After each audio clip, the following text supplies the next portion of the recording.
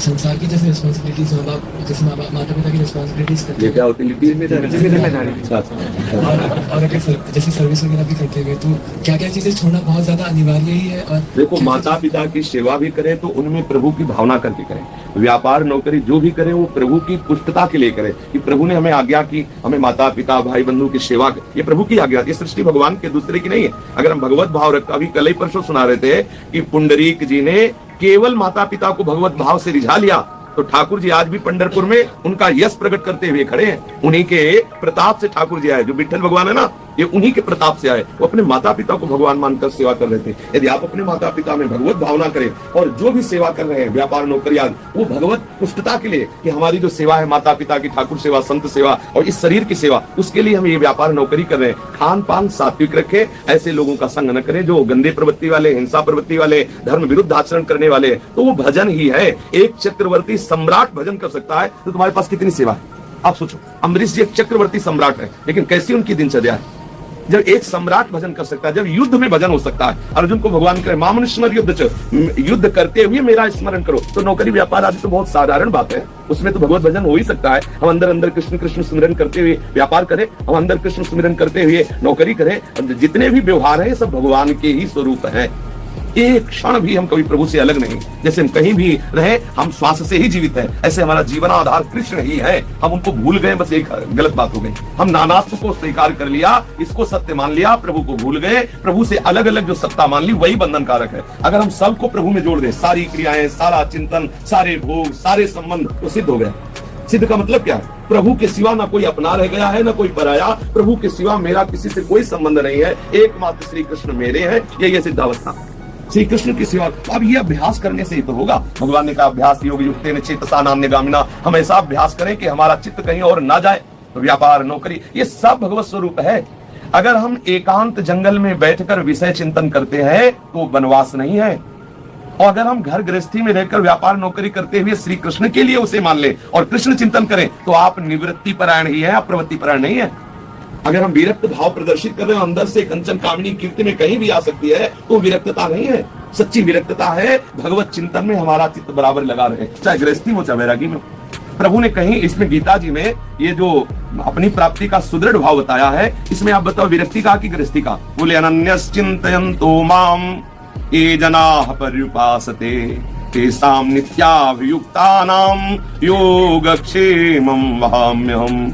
अनन्यचेताः सततं यो मां स्मरति नित्यशः तस्याहं सुलभा पार्थ नित्ययुक्तस्य योगिना। अनन्य चिंतन मेरा, ये जना जो भी हो मेरा अनन्य चिंतन करे, निश्चित मुझे प्राप्त होगा। उसके योगक्षेम का वहन मैं स्वयं करूंगा। सुलभा पार्थ, मैं उसके लिए सुलभ हो जाता हूं जो मेरा निरंतर चिंतन करता है। और निरंतर चिंतन अभ्यास से नौकरी व्यापार में भी हो सकता है, और अगर अभ्यास न करे तो बैठे बैठे प्रपंच करेगा। ऐसा नहीं कि बाहरी कार्य त्याग दे तो निरंतर भगवत चिंतन होगा, असंभव।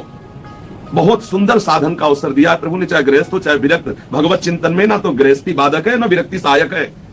वो तो भगवत कृपा से अलग अलग मार्ग के पथिक बनाते हैं भगवान। नहीं तो भगवत प्राप्ति केवल चिंतन से होती। केवल गोपियां ना तो सन्यासी थी ना बैरागी थी, और कौन सन्यासी और कौन गोपी की चरण धूलि में नहीं लुटा? कौन ऐसा सन्यासी या बैरागी? श्री सुखदेव जी से बढ़कर कोई परमहंस बैरागी नहीं, और गोपियों का गान कर रहे, रासलीला वही तो गान कर रहे। श्री उद्धव जी जैसा कोई ज्ञानी नहीं, चरण धूलि में लौट रहे, बंदे नंद भजस्ती राम पाद रेणु भिक्षसा। आप बताओ कब भस्म लगाई गोपियों ने, कब माला चलाई गोपियों ने? लेकिन मुरारी पादार्पित चित्तवृत्ति, हर एक चेष्टा करते हुए कृष्ण प्रेम में मगन है, कृष्ण चिंतन ही उनका जीवन है। ये सार बात है। इस वजह से परम जो भगवान के अनुरागी जन है, मरते समय गोपी जनों का चिंतन कर रहे हैं कि बलिहार है उन गोपियों की जो ऐसे श्री कृष्ण उनको दुलार कर रहे हैं, ऐसा सुख प्रदान कर रहे हैं। तो हमें चाहिए कि हम गृहस्थी विरक्ति भाव पर दृष्टि न रखते हुए श्री कृष्ण में दृष्टि रखें। हमारा जैसे श्री कृष्ण चिंतन बढ़े, हमें वो कार्य करना चाहिए। व्यापार नौकरी आदि में भजन करना कोई दुर्लभ बात नहीं, बिल्कुल। आप कितना बड़ा काम करते होंगे, आप बताइए कितना, कौन सा काम करते होंगे? आप इस शरीर को देख लीजिए, इसको जो कार्य मिला है, सुबह से लगे, अब ये काम लगा, पर इसे हम अगर भगवत सेवा मान करके कर रहे हैं ना, तो हमें प्रतिपल आनंद का अनुभव हो रहा है, क्योंकि भगवत चर्चा हो रही। अगर कहीं सांसारिक क्रिया भी यही होती और उसे भगवत प्रसन्नता के लिए की जाती, भगवत चिंतन से युक्त होकर की जाए, तो महामहिमा में पूजा ही वो है। और अगर ठाकुर सेवा कर रहे हैं ना, और अंदर ही भावना कि 4 लोग आए और देखे, थोड़ा भेंट वेट चढ़ाए, अच्छा वो प्रपंच ही हो गया, ठाकुर सेवा भी प्रपंच हो गई, उसे ठाकुर रीझने वाले नहीं। भगवत रसिक जी ने लिखा है कि कबों का श्री हरि मंदिर को सेवा करे निरंतर वासा, भाव भगत को लेस न जाने पैसा नहीं की आशा। ठाकुर सेवा भी कर रहे हैं, आस पैसों की रखे, तो वो उद्देश्य ठीक ना होने के कारण उससे भगवदानंद का अनुभव नहीं होगा। उद्देश्य ठीक है तो सदन कसाई अपना कार्य करते हुए महान भक्त है, उद्देश्य ठीक है तो रैदास जी अपना कार्य करते हुए महान भक्त है। हमारा उद्देश्य ठीक हो जाए तो गृहस्थी में रहते हुए भी हम परम भागवत है, उद्देश्य गलत है तो विरक्त होते हुए भी हम प्रपंची हैं पक्का। भगवान बाहरी चीज नहीं देखते, आंतरिक चीज, मानो एक भगत ही करना था। भगवान सबरी जी से नहीं कह रहे जाति पाति कुल धर्म बड़ाई ये सब हम नहीं मानते, मानो एक भगति का, एक भक्ति का नाता। भक्ति का स्वरूप यही है सदैव हम अपने प्रीतम का मधुर मधुर स्मरण करते रहे, जो भी चेष्टा हो अपने प्रीतम के लिए करे, यही सब भक्ति का सार है। देखो राधा वल्लभ जी के पीछे आनंद वल्लभ ठाकुर जी है और माई आनंदी बाई उनकी सेवा करती थी। तो लाडली जी को अपनी बहू मानती थी और लालजू को अपना बेटा। एक दिन साड़ी धारण करवा रही थी लाडली जी को, तो बार बार साड़ी गिर जाती, तो कहा कि लाली को हमें लगता है बहू को साड़ी पसंद नहीं। कलकत्ते गई, वृंदावन से कलकत्ते गई लाडली जू साड़ी लाले के लिए, लाडली जू की साड़ी लाले के लिए।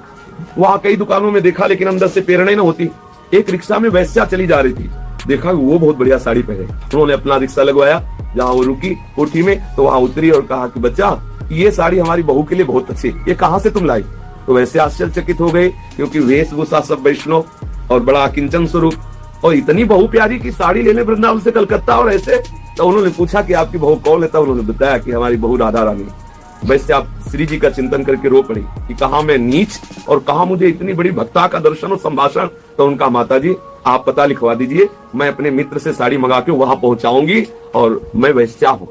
आनंद वल्लभ जी की सेवा में मगन आनंदी बाई थी, उन्होंने कहा अच्छा अब मेरी समझ में आया कि बहु साड़ी क्यों नहीं स्वीकार कर रही थी। अरे तेरा कल्याण करना था इसलिए बहु साड़ी स्वीकार ले। वो नई साड़ी मंगवा कर अपने मित्र से जब आई, श्री जी ने धारण किया। ये भाव देखो, प्रपंच दिखाई दे रहा, वृंदावन छोड़ के कलकत्ता जाना, वेश्या से बात करना, वहां साड़ी, लेकिन उद्देश्य कितना महान। तो क्रिया प्रधान नहीं है, भाव प्रधान, उद्देश्य प्रधान। आप घर में भी रहकर श्री जी को प्राप्त कर सकते हैं, पर यह ध्यान रहे खान पान ठीक रहे।